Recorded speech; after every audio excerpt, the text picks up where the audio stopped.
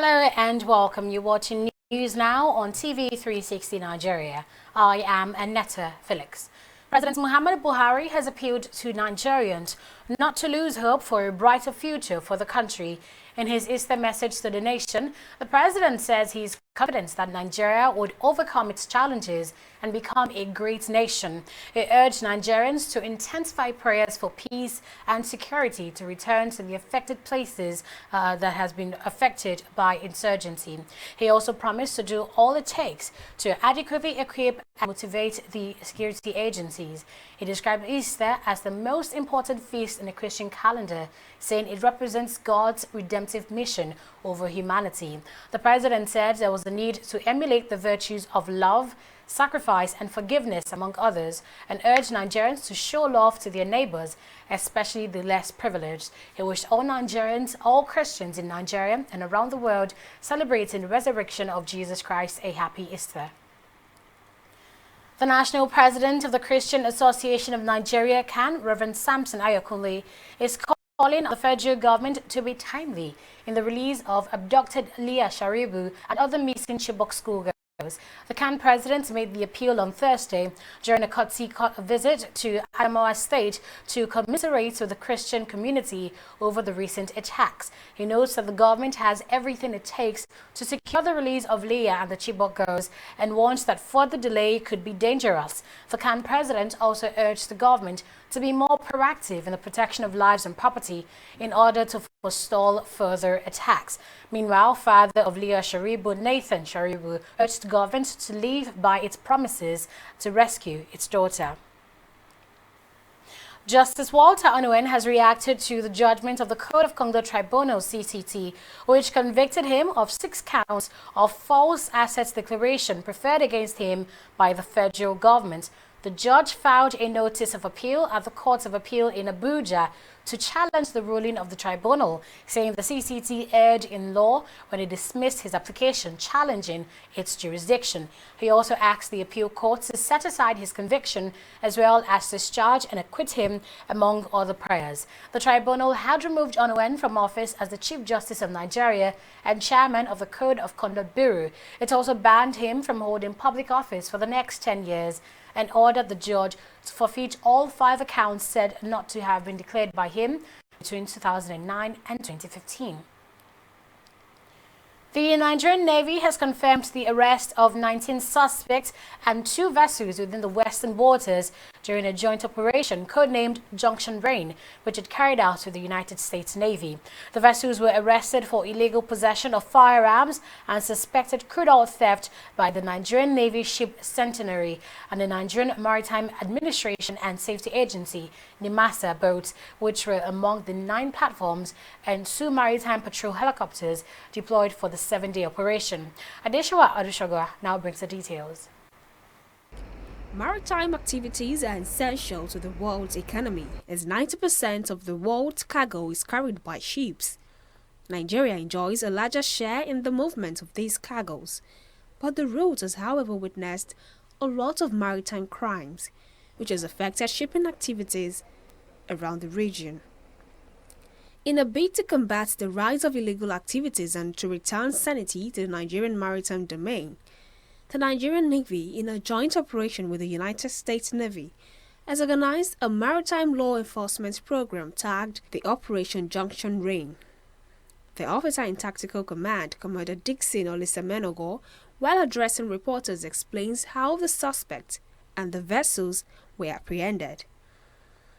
Yes, the first vessel we arrested, we had 9 of them. That vessel, was looking like a naval boat.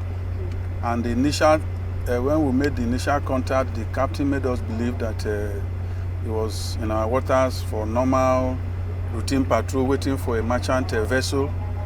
And he was asked if he was carrying any weapon or other items on board, and he denied until we decided to board to actually confirm, because sometimes, you don't just believe what people tell you. Seeing is believing, so we had to lower our boat and we boarded the ship, and we discovered that there were 5 Nigerians, 3 Greeks and 1 American. And all these people have questionable passport and origin. The officer also explains how it recorded its success with the aid of effective communication and collaboration with its sister agencies. The other area that I know that we have actually done something is area of collaboration, interoperability. Now we can work as a team with all our MDAs because they understand us, we understand them. Area of communication, information sharing has come to play because most of the information we got at sea that led us into interrogating some vessels and some boarding some came from our sister agencies through our Maritime Operations Center. So you see that synergy is already established and I just hope that we will sustain it. If we can do that, it will go a long way in securing our waterways and Nigeria will be better on for it. He, however, gave a stern warning to all existing and prospective criminals within the Nigerian territorial water. To those criminals at sea, I think this is the time they should realize that the time is over for them to operate. Those of you that were on board with me, you notice that some of them even left Nigerian territorial water because we tried to monitor them. There are some that we actually went out to really hit. But one thing to the other, nobody knows what happened. You find out that those vessels, some are already in South Africa, some have taken off to Gabon and other places. So for the fact that we have denied them the use of the sea for this number of days goes to show that we can continue and it's no longer business as usual for them. The Nigerian Navy says it is working to control criminal activities on the sea, adding that the operation is worth it and should be sustained. Adeshawa Dushoga, TV360 Nigeria. The Socio-Economic Rights and Accountability Project, SERAP, has written to the Code of Conduct Bureau to publish the Assets Declaration submitted to the Bureau by successive presidents and governors from 1999 to 2019. This was contained in the Freedom of Information request signed by Kolawale Oluwadare, SERAP's Deputy Director. They commended the judgment of the Code of Conduct Tribunal on Justice Walter Onnoghen, urging them to extend their mandate to prosecute any officer who used their powers and public funds to enrich themselves. The Lagos State Governor-elect Babajide Sanwo-Olu has unveiled an inauguration committee that will usher in his administration on May 29, 2019. Sanwo-Olu, who was in the company of his deputy, Obafemi Hamzat, presented the committee members at his campaign office on Awolowo Road, Ikoyi, on Thursday. According to a statement by media office to the governor-elect, Boyega Akosile, the committee is chaired by the Deputy General of Babajide Sanwo-Olu Independence Campaign Group, ICG, Tayo Ayinde, while the Lagos State APC women leader, Jumoke Okoya Thomas and George Osifeko will serve as the vice chairman respectively, and Titi Oshodi will act as secretary. While unveiling the inauguration team, the governor-elect asked the team members to streamline their activities with the plans of the outgoing government and work with security agencies in order to have a smooth transition.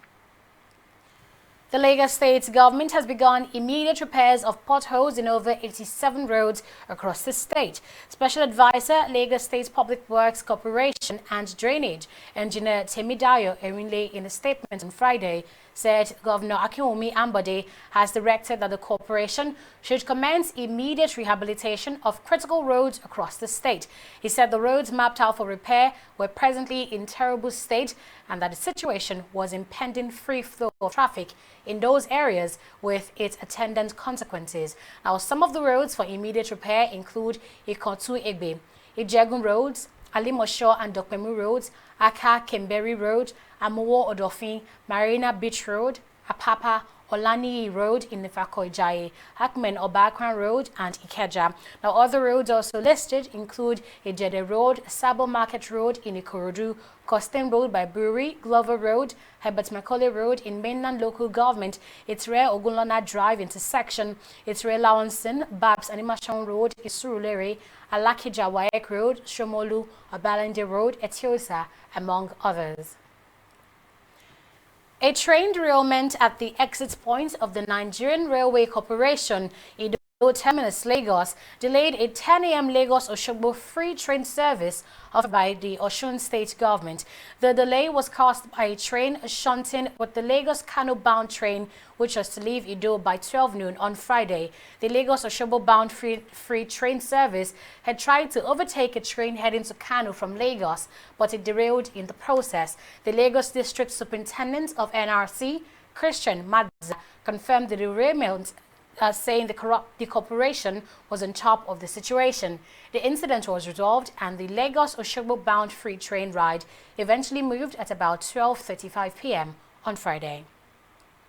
We'll take a break now and we'll return in just a moment. Do stay with us.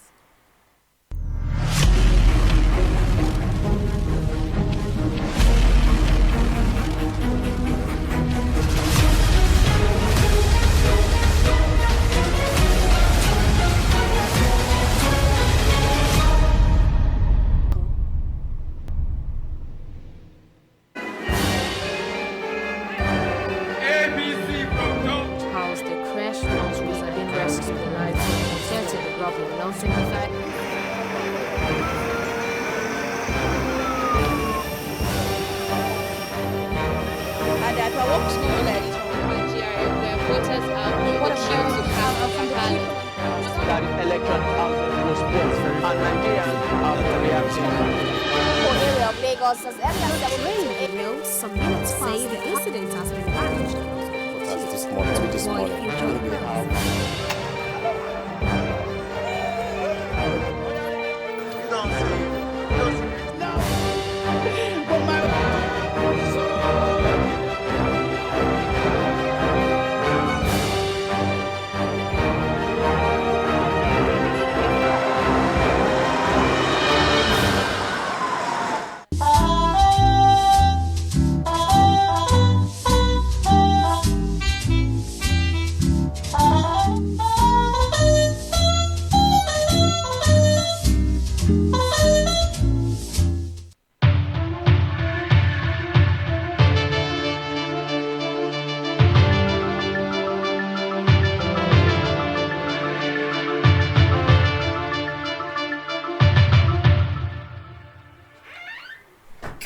You're welcome back, and we have Oyi Adekunle for the latest in business. Hello, Oyi. Hi, Aneta. Let's know what's the update in the world of business today. Yes, the Minister of Information, Lai Mohammed, has said that the Central Bank of Nigeria, CBN, is unlikely to change Nigeria's current policy of multiple exchange rates for the Naira, even though the International Monetary Fund, IMF, has repeatedly called for Nigeria to scrap its multiple rates.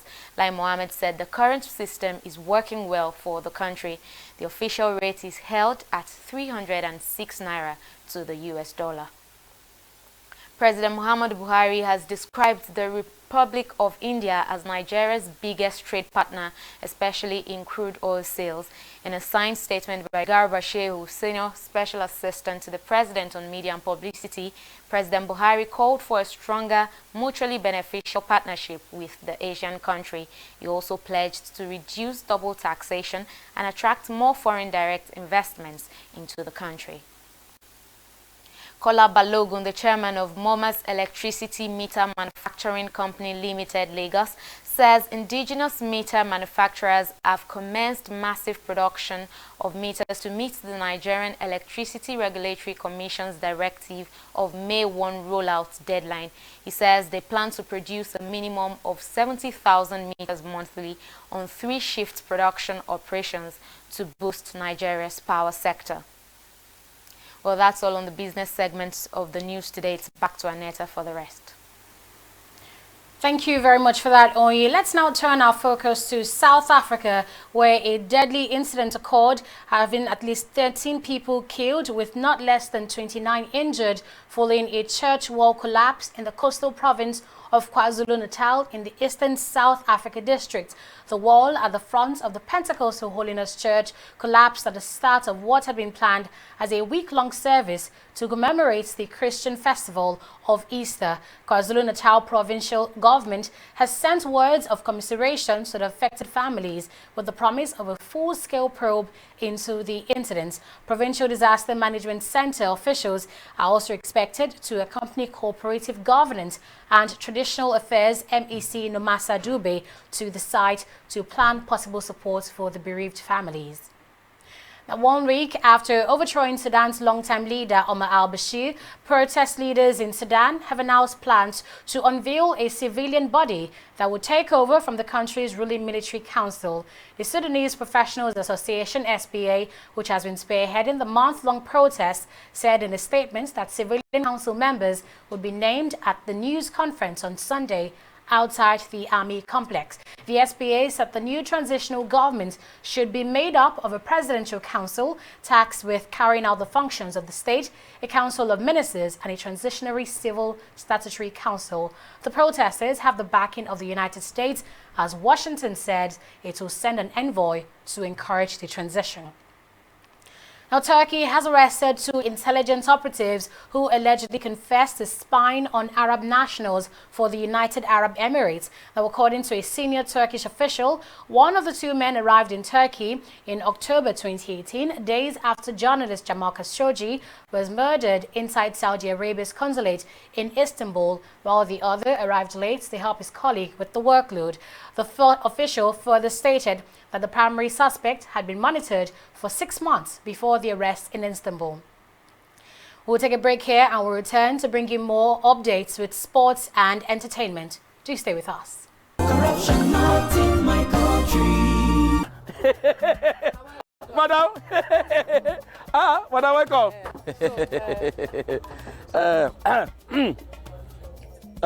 Okay, madam, no worry. When you deliver the balance, we'll give you the goods. No problem, no problem. All right, so now well done. Thank you. Hey, Oga, I still say she don't bring money. Maybe we'll use this one for her now. She wants mahogany, not white wood.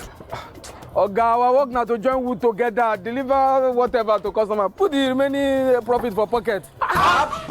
This is corruption, not in my country. Corruption not in my country. Stop corruption now.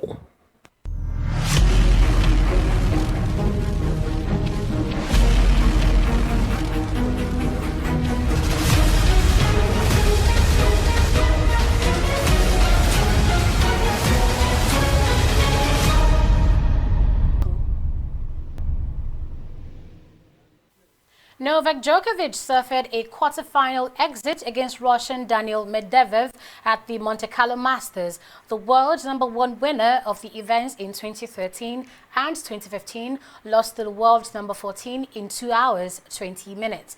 Medvedev will now face another Serb in the last 4, world #47 Dusan Lajovic. The 31-year-old won a record 7th Australian Open title in January, but lost in the 3rd round at Indian Wells and the 4th round in Miami last month. The league management company LMC has issued a 1-year ban on Kayode Julius, one of the coaches with the Nigerian Professional Football League NPFL side, Sunshine Stars. Julius was found guilty of attacking Lobi Stars goalkeeper Ospino Egbe during the rescheduled matchday fixture between his club and the Pride of Benue. The LMC says the gaffer should stay away from all NPFL match venues and activities for the period of the ban, stating that the Sunshine Stars coach breached the code of conduct. Dance is a universal language spoken by the young and the old, the rich and the poor. It's also constantly evolving along with the music, moving from slow-paced beats and dance steps to more fast-paced ones. In Nigeria, the trend is no different. Dancers are quickly adapting to the changing culture, but say they don't get enough credits for it.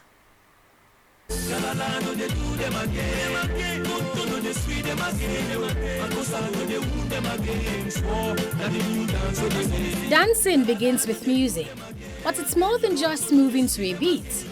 It's a major influence on the social culture of a people. Dance steps are so fluid, it's almost hard to catch up. I caught up with a professional dancer, Amechina David, also known as Snipes, to discuss the evolution of dance. Dance is something that doesn't change, it just improves. So you have steps that people have been doing way back 2000, and if you look at it now, they're actually still doing now. But people have just found a way to make it more urban make it more appealing to the crowd, from our galala to the sword to the skelewu, shoki, shaku. It's like one dance, yeah, but yeah, it's now evolving.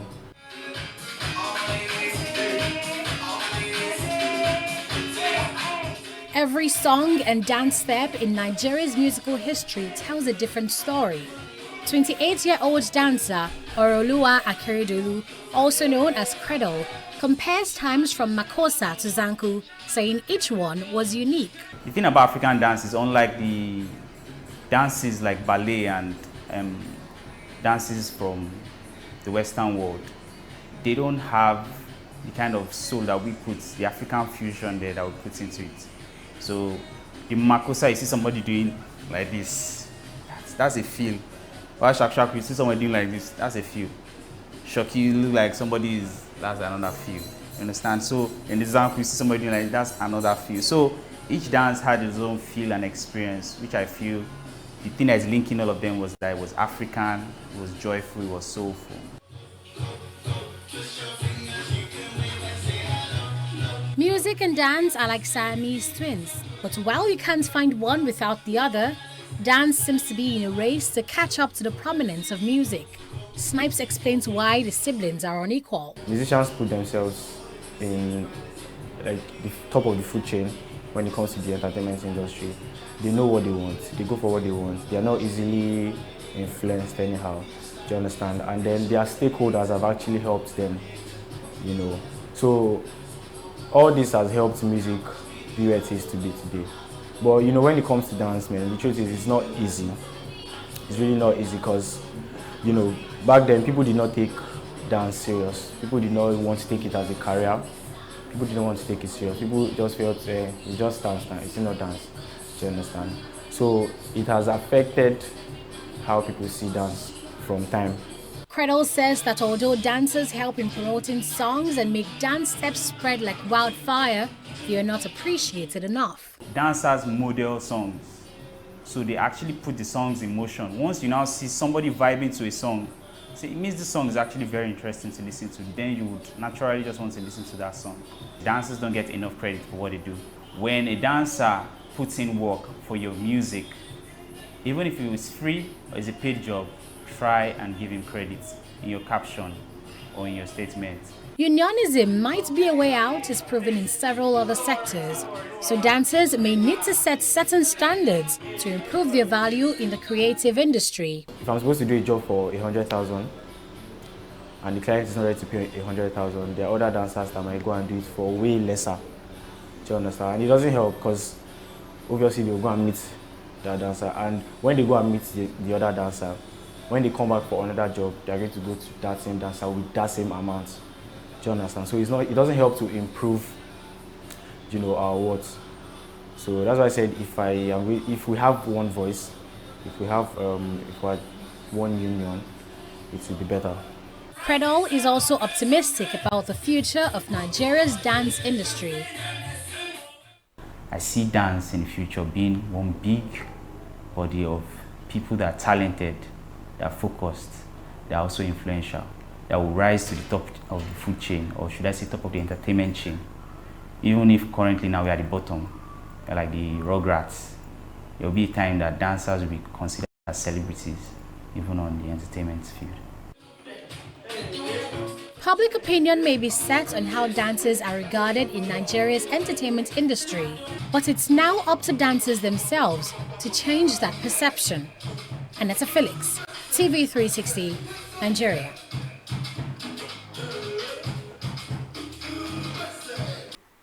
And that has been the World Update on the Newsroom on TV360 Nigeria. Thanks for watching and happy Easter.